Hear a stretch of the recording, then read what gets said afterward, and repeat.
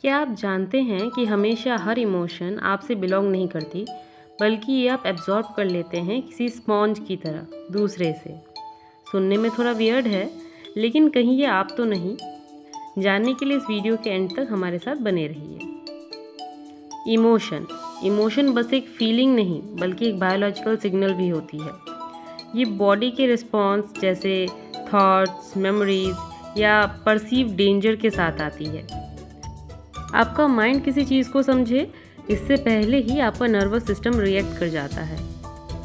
लोग ये समझते हैं कि इमोशंस अंदर से आती है, लेकिन शायद आप नहीं जानते हैं ये ह्यूमन ब्रेन को दूसरों के इमोशनल सिग्नल्स को पिकअप करने के हिसाब से डिज़ाइन किया गया है।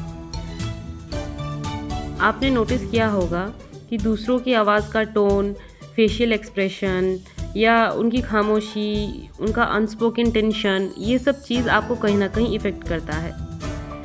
ये सब आपके माइंड में एक पर्टिकुलर इंसान के लिए थॉट्स जगाने लगता है। यानी जिसको आप देख रहे हैं इस तरह की अनस्पोकन टेंशन के साथ, आपके माइंड में उसके लिए कोई ना कोई प्रतिक्रिया बनने लगती है। आप उसको फील करने लगते हैं। भले ही जो आप उसके बारे में सोच रहे हैं मे बी वो पूरी तरह सही नहीं हो, लेकिन सामने वाले के बिहेवियर और एक्सप्रेशन से आप उसके बारे में इंटरप्रिटेशंस डेवलप करने लगते हैं। इसे कहते हैं इमोशनल रेजोनेंस। ज़्यादा डीप फील करना प्रॉब्लम नहीं है, लेकिन ऐसे इमोशंस को फील करना प्रॉब्लम है जो कि आपकी है ही नहीं।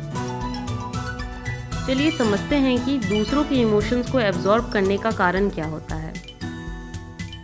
पहला कारण है कि आप एक इमोशनली सेंसिटिव पर्सन हैं। आप कुछ कहने से पहले सामने वाले की एनर्जी को एनालाइज करना पसंद करते हैं। दूसरा कारण ये है कि आपने एक सर्वाइवल इंस्टिंक्ट के रूप में इमोशनल अवेयरनेस सीखा है। जैसे कुछ सिचुएशंस में किसी के मूड को पढ़ लेना, कॉन्फ्लिक्ट्स को अवॉइड करने की कोशिश करना और पीस मेंटेन करना। यानी आपके नर्वस सिस्टम ने ये सीखा है कि अगर मैं दूसरों को महसूस करूँगा तो मैं सेफ नहीं रहूँगा। तीसरा कारण है कि आप खुद के इमोशंस को फील करते टाइम ये नहीं जज कर पाते कि ये फीलिंग आपके खुद के अंदर से आ रही है या किसी और के इमोशन को आप फील कर रहे हैं। आप इस फीलिंग की ओनरशिप को चेक करने के लिए पॉज नहीं करते। इसलिए जब आप किसी के साथ भी अपना इमोशन बांटें तो इस बात का ध्यान दीजिए कि ये इमोशन जो आप उसके साथ बांट रहे हैं तो कहीं साथ साथ आप भी तो इमोशनल नहीं हो जा रहे। ऐसा हो सकता है कि उसके इमोशंस में आप खो जाएं और उसकी इमोशंस के डेप्थ में आप कहीं ना कहीं खुद को भूल जाएं, क्योंकि आप इस फीलिंग की ओनरशिप को चेक करने के लिए पॉज नहीं करते। इसलिए सब कुछ आपके अंदर बस एंटर कर रही होती है, कुछ भी लीव नहीं कर रहा होता। अब समझते हैं कि कैसे खुद को दूसरों के इमोशंस को एब्जॉर्ब करने से बचाना है। सबसे पहले अपने इमोशन को अपनाने से पहले उसे एक नाम दीजिए। जैसे आप खुद से पूछिए कि मैं क्या फील कर रहा हूँ और ये कहाँ से मेरे अंदर आ रही है।